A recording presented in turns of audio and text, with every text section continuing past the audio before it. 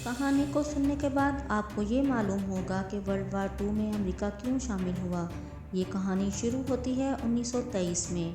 Tennessee में दो बच्चे रेव और डैनी आपस में खेल रहे होते हैं।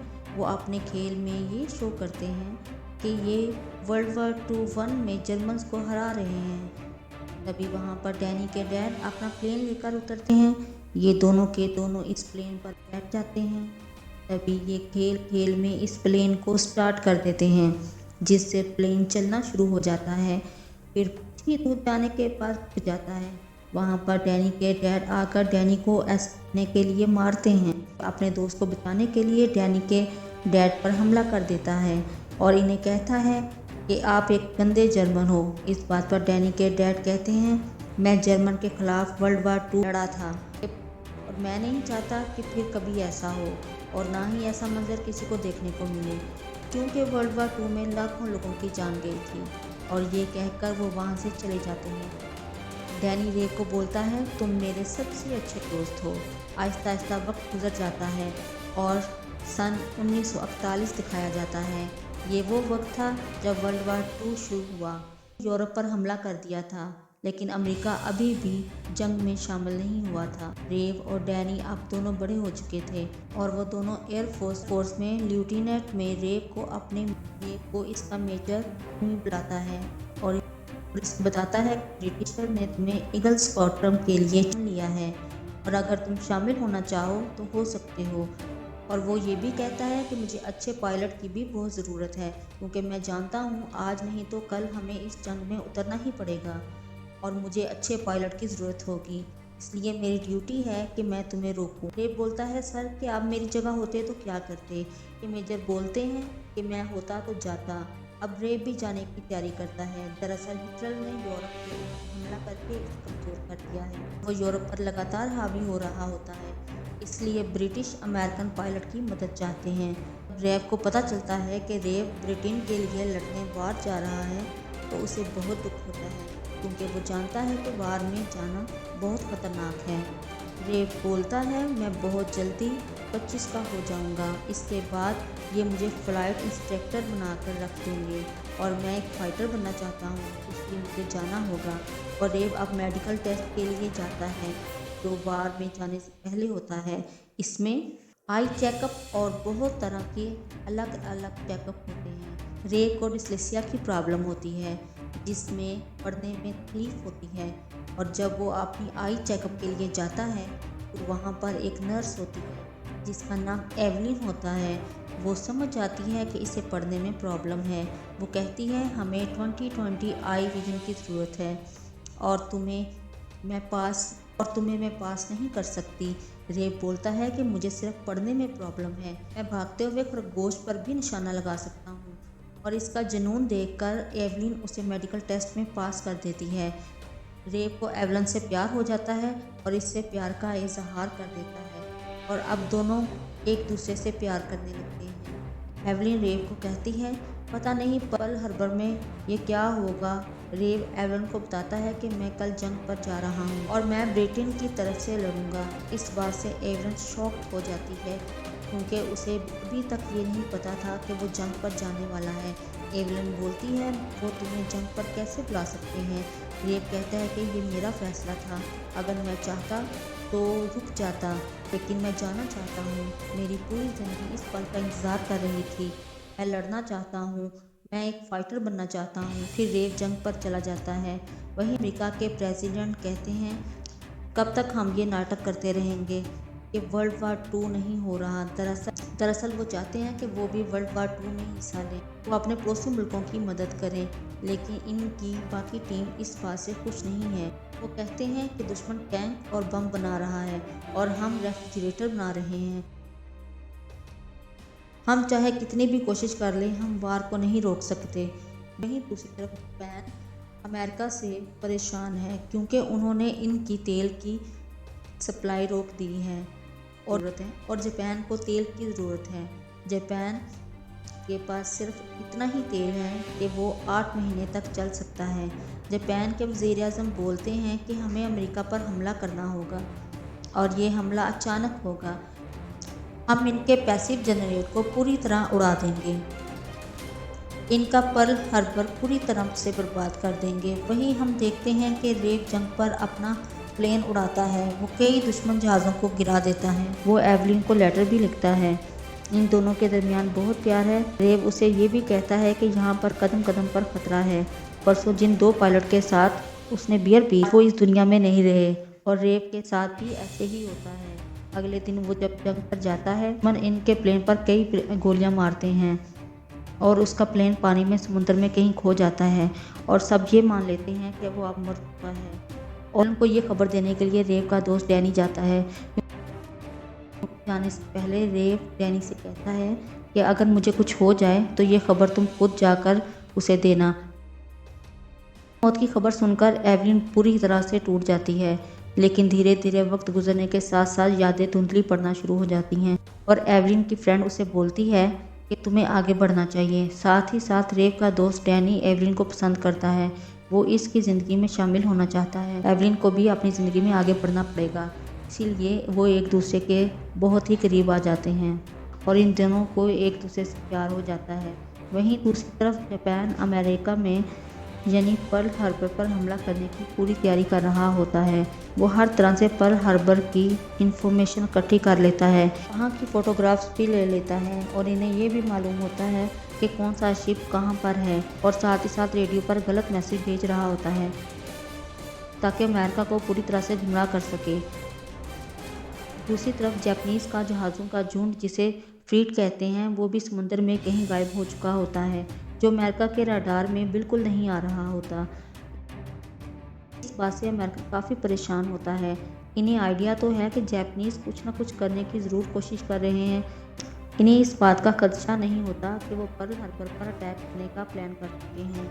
के दिसंबर की रात को एक दिन एवलिन के सामने रेव आ जाता है। रेव अभी भी जिंदा होता है, और इसे देखकर एवलिन बहुत रोती है और बहुत ही इमोशनल हो जाती है। कहती है कि मुझे लगा कि तुम अब इस दुनिया में नहीं रहे, हमें ऐसी ही खबर मिली थी। हाँ, मेरा जहाज़ पानी में गिर गया था और मुझे फ्रेंच के मछली गिरोह के शिप ने बचाया। के बाद मैं फ्रांस में था, वहाँ से मैं तुम्हें कांटेक्ट नहीं कर पाया, लेकिन मैं हर पल तुम्हें याद करता था, तुमसे मिलना चाहता था, और आज मैं तुम्हारे सामने हूँ। यहाँ पर एवलिन उसे बता देती है कि अब वो और डैनी एक साथ हैं। इस बात से रेव बहुत दुखी हो जाता है। वहाँ पर डैनी भी आता है, लेकिन रेव इससे बात नहीं करता। उसी शाम को रेव के आने की खुशी में इसके दोस्त जश्न मनाते हैं, और वहाँ पर डैनी भी आ जाता है।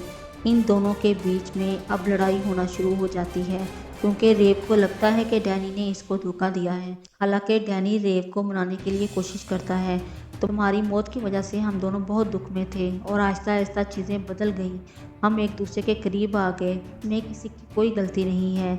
लेकिन रेव इसकी कोई बात सुनने के लिए तैयार नहीं। उसे लगता है कि इसके दोस्त ने इसे धोखा दिया है। आपस में लड़ने के बाद ये दोनों गाड़ी में बैठकर बातें भी करने लगते हैं। डैनी बोलता है कि सब कुछ ठीक हो जाएगा। रेव बोलता है कि मुझे नहीं लगता कि हमारे बीच कुछ भी ठीक होगा, और ये दोनों रात को इसी गाड़ी में सो जाते हैं।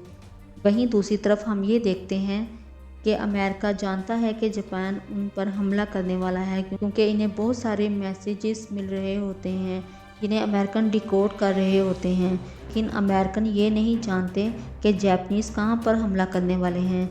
जापानीज़ का प्लान होता है कि वो सुबह सुबह पर्ल हार्बर के उनके पैसिफिक फ्लीट पर हमला करके पूरी तरह तबाह कर देंगे और अमेरिका को हैरान कर देंगे। इसीलिए वो पहाड़ों से भी नीचे अपने प्लेन्स को उड़ाकर वहां तक ले जाते हैं और वो पर्ल हार्बर पर हमला कर देते हैं। ये अमेरिका के ऊपर एक बहुत बड़ा हमला होता है, और इस हमले से जापानीज़ पर्ल हार्बर को पूरी तरह से नाबूद कर देता है। उनका बहुत नुकसान हो रहा होता है, लेकिन किसी तरह से डैनी और रेव अपने प्लेन तक पहुंच जाते हैं। रेव डैनी को बोलता है कि मुझे एक अच्छे साथी की ज़रूरत है, तुम मेरे साथ मिलकर लड़ना। और ये दोनों अपनी टीम के साथ जो नीचे होते हैं इनके साथ मिलकर जापानीज़ के प्लेन पर हमला करना शुरू होते हैं। लेकिन जापानीज़ के यहाँ पर 350 प्लेन्स होते हैं। इनका पीछा कई प्लेन्स करते हैं, लेकिन ये अपनी टीम के साथ कोऑर्डिनेट करके जापानीज़ के 29 प्लेन्स को मार गिराते हैं। लेकिन ये जापानीज़ के लिए एक बहुत बड़ा नुकसान नहीं है। लेकिन इस हमले के बाद पूरा अमेरिका सदमे में आ जाता है। लेकिन अब एक शैतान जो पूरी तरह से सोया हुआ था, अब जाग चुका है। 7 सितंबर सन 1948 का दिन ये एक ऐसा दिन बन गया जिसे तारीख कभी ना भूल पाएगी। और अमेरिका के प्रेसिडेंट अब तकरीर में ये कहते हैं कि इस हमले की प्लानिंग कई बरसों से कर रहा है और साथ ही साथ वो यूनाइटेड के साथ पुरस्कून रहने का नाटक कर रहा होता है, जो कि एक धोखा था। और अमेरिका पूरी तरह दुनिया के साथ वर्ल्ड वार 2 में शामिल हो गया है। वो जापान के ख़िलाफ़ जंग का ऐलान करता है और रेव और डैनी को गवर्नर डूलिटल के एक सीक्रेट प्रोग्राम के लिए भेजा जाता है, जो कि जापानीज़ के ख़िलाफ़ होता है। लेकिन वहाँ पर जाने से पहले एवलिन रेव से मिलने आती है और इसे बताती है कि मैं प्रेग्नेंट हूँ, मैं डैनी के बच्चे की माँ बनने वाली हूँ। मैंने तुम्हारे साथ अपनी पूरी ज़िंदगी सोची थी, लेकिन सब कुछ बदल गया। हालांकि एवलिन ने ये बात डैनी को नहीं बताई होती, वो इसके बच्चे की माँ बनने वाली होती है। और रे भी अब पूरी तरह सिचुएशन को समझ जाता है और एवलिन और डैनी को माफ़ कर देता है और डैनी से भी ये कहता है कि तुम इस जंग में मत जाओ। एवलिन पहले ही एक बार अपने प्यार को खो चुकी है और मैं नहीं चाहता फिर दोबारा इसके साथ कुछ ऐसा हो। कि वो जानता है कि जिस मिशन पर इन्हें भेजा जा रहा है वहाँ से वापस ज़िंदा आना तकरीबन नामुमकिन है। डैनी बोलता है कि बचपन से तुमने मेरी हिफाजत की है, लेकिन अब मैं पीछे नहीं हट सकता। हम दोनों मिशन पर जाएंगे। इनके साथ और भी काफ़ी पायलट होते हैं। दरअसल ये एक मिशन है जिस पर ये टोक्यो पर हमला करेंगे, जो जापान के दरमियान में है और ये काफ़ी मुश्किल मिशन है। इन्हें बताया जाता है नेवी हमें टोक्यो से 400 मील दूर पहुंचा देगी। इसके बाद हमें शिप से उड़ान भरनी पड़ेगी। इससे पहले इन जाबाजों ने आर्मी शिप से कभी भी उड़ान नहीं भरी थी, क्योंकि इन्हें लंबे रनवे की ज़रूरत होती है। इसलिए इन सब प्लेन्स का वज़न कम किया जाता है। अब दिन आ चुका है जब ये पर्ल हार्बर पर हमले हुए का बदला लेंगे। और फिर 2 अप्रैल 1942 को रेव कैप्टन से बोलता है, जापानीज़ ने हमारे ऊपर 300 से ज़ायद जहाज़ों पर हमला किया था और हम सिर्फ 16 प्लेन से हमला कर रहे हैं। हमारे छोटे से हमले से उन्हें क्या फ़र्क पड़ेगा। कैप्टन कहता है कि उन्होंने हमारे ऊपर हथौड़े से हमला किया था, तो ये सिर्फ एक कांटे की तरह है जो सीधा उनके दिल पर चुभेगी। एक बात हमेशा याद रखना, जीत सिर्फ उनकी होती है जिन्हें जीत का यकीन होता है, और हम पूरे अमेरिका को अपनी जीत का यकीन दिलाएंगे। और 18 अप्रैल 1922 को इन्हें अब जापान पर हमला करना है, लेकिन जिस जगह से इन्हें उड़ान भरनी होती है इससे पहले इनके शिप के आसपास जापानीज़ शिप आ जाते हैं। और अगर ये यहाँ से उड़ान भर दें तो ये जापान के ऊपर हमला करके चाइना तक नहीं पहुँच सकते। दरअसल इनका प्लान ये होता है कि जापानीज़ के ऊपर हमला करके ये चाइना पर लैंड कर जाएंगे, लेकिन अगर ये यहाँ से टेक ऑफ करते हैं तो चाइना तक पहुँचने से पहले ही इनके प्लेन्स का फ्यूल ख़त्म हो जाएगा। लेकिन इनके पास अब कोई ऑप्शन नहीं होता, इन्हें वहाँ से टेक ऑफ करना होता है। और ये 16 के 16 प्लेन्स वहाँ से टेक ऑफ करके जापान पहुँच जाते हैं और जापान के टोक्यो शहर पर ये बमबारी करना शुरू कर देते हैं, जैसा कि इनका प्लान होता है। और ये अपने प्लान में कामयाब होते हैं। लेकिन अब चाइना पहुंचना इनके लिए लगभग नामुमकिन था और समुद्र के ऊपर से इनके प्लेन्स उड़ना शुरू हो जाते हैं और साथ ही साथ इनके प्लेन्स का फ्यूल भी ख़त्म होना शुरू हो जाता है। लेकिन तभी इन्हें ज़मीन नज़र आती है और बड़ी मुश्किल से ये सब वहाँ लैंड कर लेते हैं। लेकिन डैनी और रेव का प्लेन वहाँ क्रैश हो जाता है। क्रैश होने के बाद भी इन्हें वहाँ पर जापानीज़ के सिपाहियों का सामना करना पड़ता है और वो डैनी को पकड़ लेते हैं। डैनी को ले जा रहे होते हैं। इन सब के बीच में अब फायरिंग शुरू हो जाती है। हालांकि ये सारे जापानीज़ को मार डालते हैं, लेकिन इस फायरिंग से डैनी बहुत बुरी तरह ज़ख्मी हो जाता है और रेव इसे बताता है कि एवलिन उसके बच्चे की माँ बनने वाली है। इस बात से डैनी को खुशी भी होती है, लेकिन वो जानता है कि वो अब बचेगा नहीं। वो रेव की गोद में अपनी ज़िंदगी के आखिरी सांसें ले रहा होता है और कहता है कि वो बच्चा अब तुम्हारा है, और डैनी इसके बाद शहीद हो जाता है। इस मिशन से पहले अमेरिका कभी भी जीतना नहीं जानता था और अब अमेरिकन के अंदर एक जज्बा और जुनून आ गया था, जीत का जज्बा। फिर चाइनीज़ सरकार की मदद से जितने भी बचे पायलट होते हैं इन सब को अमेरिका भेज दिया जाता है। अमेरिका पहुंचने के बाद जब एवलिन को डैनी की मौत का पता चलता है और उसे बहुत दुख होता है, लेकिन बहुत सारी चीज़ें ज़िंदगी में ऐसी ही होती हैं जिसे इंसान कंट्रोल नहीं कर सकता। इन सभी पायलट्स की बहुत हौसला अफजाई की जाती है, क्यों अमेरिका के लिए वो सब किया है जो इससे पहले किसी ने भी नहीं किया। और आखिर में रेव और एवलिन दोनों शादी कर लेते हैं। इनका बच्चा भी होता है जो डैनी का बच्चा है और इसका नाम भी वो डैनी रखते हैं। और रेव डैनी को हवा में अपने साथ ले जाता है, जिसे बचपन में इन दोनों ने गलती से चला दिया था। और इस तरह ये कहानी ख़त्म होती है। जापान ने जो लड़ाई पर्ल हार्बर पर अटैक करके शुरू की थी, वो लड़ाई ख़त्म हुई सन 1945 को। 6 अगस्त सन 1945 को अमेरिका ने हिरोशिमा पर एटम बम फेंका और 9 अगस्त 1945 पर नागासाकी पर हमला किया। इस पूरे हमले से 3.5 लाख लोगों की अमवात हुई। इसके बाद जापान ने अमेरिका के सामने घुटने टेक दिए। ये थी पूरी कहानी पर्ल हार्बर की। ये फिल्म 2001 में रिलीज़ हुई थी और IMDb पर इसकी रेटिंग 6.2 है। उम्मीद है आपको ये स्टोरी पसंद आई होगी।